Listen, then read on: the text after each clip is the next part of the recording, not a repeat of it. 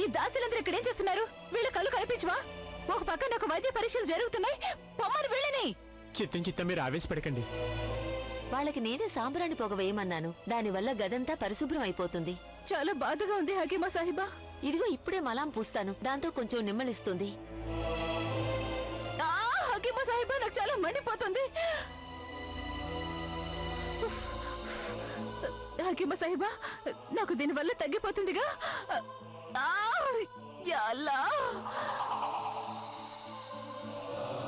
అరే జీనతాకి గారు, మీరా?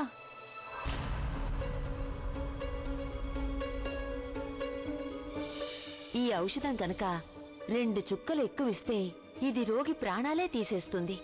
జలుబు, దగ్గు, జ్వరం ఇలాంటివి రావడమే కాక దీనివల్ల అసలు వ్యాధి ఏమిటనేది కూడా తెలియకుండా పోతుంది. నేను మీకు చెప్పానా లేదా? మీరు హుస్సేన్ ని ఒంటరిగా వదలొద్దని. తను ఒకవేళ షెహన్షాతో ఉన్నా సరే మీరు పక్కనే ఉండాలని చెప్పాను కదా. చిత్తం రుకయ్య బేగం. నాకంటూ ఎవరైనా తోడుంటే అది జీనత్ బేగమే. ఆవిడ ఒక్కరే ఈ లోకంలోని సాటి లేని ఆయమ్మ.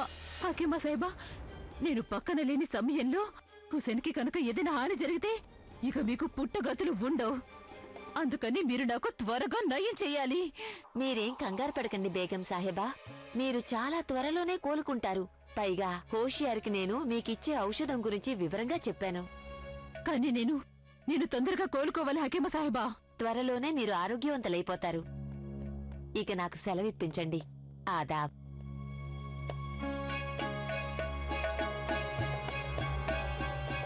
ఖుదా ఆఫీస్ జీనత్ బేగం. నా మీద హకీం సాహెబాకు అనుమానం వచ్చిందేమోనని సందేహంగా ఉంది. నేను వెంటనే వెళ్లి ఆ ఔషధం ఎంత ఉందో చూడాలి. నేను ఎలాంటి ఆధారాలు లేకుండా రుకయ్యా బేగంకి ఎలా ఫిర్యాదు చేయగలను? ఎందుకంటే జీనత్ బేగం కేవలం ఆయమ్మ మాత్రమే కాదు, ఆవిడకు తోడికోడలు కూడా అవుతుంది.